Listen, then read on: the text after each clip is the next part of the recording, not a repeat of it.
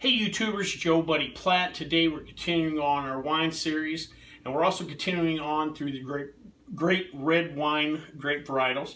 We're going to talk about Malbec. Malbec is a purple-skinned grape that is used in the production of red wine. It's one of the 6 grapes used to create red Bordeaux wines, and that may throw some of you off because most people know Malbec as an Argentinian wine, but its actual history dates back to France. Some viticulturalists believe that the grape's origin is from the northern Burgundy region and eventually moved to Bordeaux, where again it became one of the major grapes in the region, especially for red wine production. In France, Malbec has a few different names. Besides being known as Malbecs, sometimes referred to as Côte Noire, Pressac, or Auxerrois. And it's that last name, Auxerrois, that might confuse people because there's a white wine grape, Auxerrois Blanc, that is in France. But if you ever get a French bottle and see those names, you know that you're getting Malbec. Malbec was brought to Argentina by a French horticulturalist in the 1860s. At the time, still this day, in France, Malbec's basically used as a blending grape. But when it got to Argentina, it kind of got out on its own and became a great varietal, and probably the biggest varietal in Argentina. So much so that today, 75% of the world's plantings of Malbec occur in Argentina. And it's in Argentina that its predominant region, or where some of the best Malbecs are grown, is in a region known as Mendoza. It's a high altitude region, and it's that altitude that really makes these wines kind of unique. At night, you'll get cooler nights in that elevation, and that helps maintain the acidity level.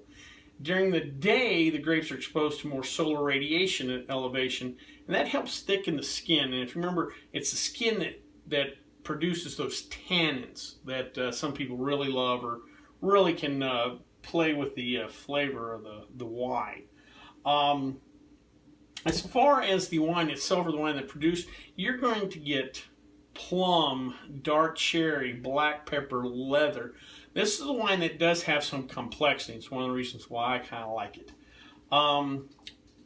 As far as tannins and acidity, we're looking at medium plus, and again that makes sense because of the thicker skins.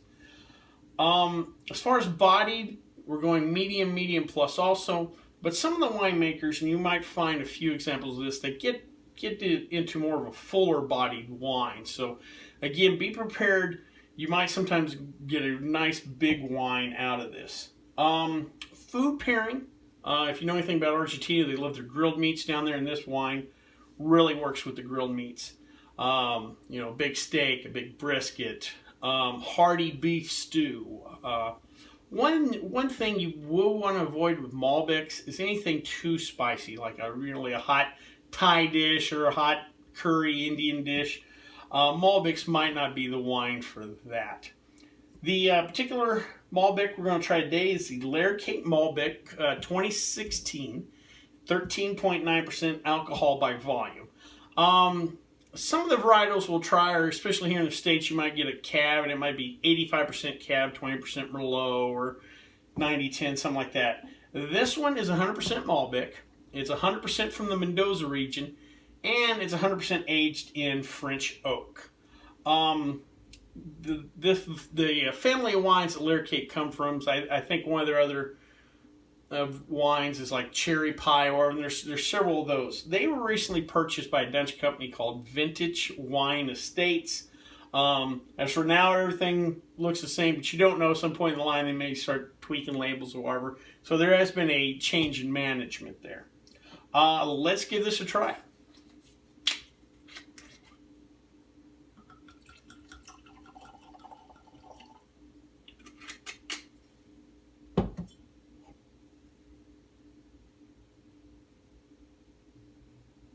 All right, even on the nose, I could tell there's something more to this.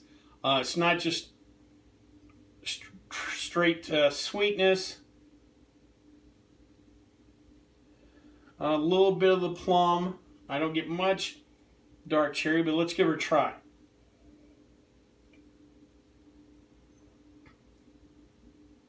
Oh, that's nice. Get a little acidity on the side of the tongue. I'm going to get some acidity. Plenty of fruit up front, but it's not a sweet wine.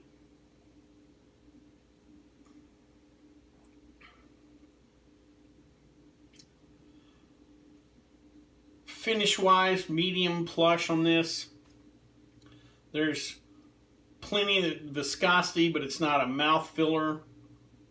I don't get the warming sensation we got with Zinfandel. But I do get a variety of flavors, a variety of fruits. I do pick up the pepper.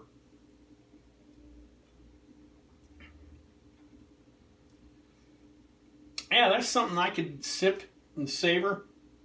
I definitely see where it's got the body or the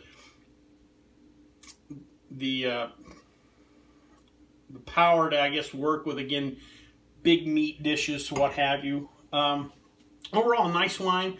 Like I said, it's got some complexity, but it's not high in alcohol like the Zinfandel. To me, I think the fruit's a little more presentable than a Cab. I tell people all the time that I think this, to me, is somewhere between the nice fruitiness of a Pinot Noir, but it's got a little more backbone when compared to, like, you know, closer to like Cabs and Zinfandel. I think this is a wine, if you're new to reds or you've been drinking reds and wine, if you've just been drinking Merlots and Pinot Noirs, I think this might be the next step up. Well, I hope you liked this video. And if you did, please subscribe down below. Any questions, comments, or concerns, you can always leave them in the comment section, or you can always contact me on the Twitter page. Till next time, bottoms up.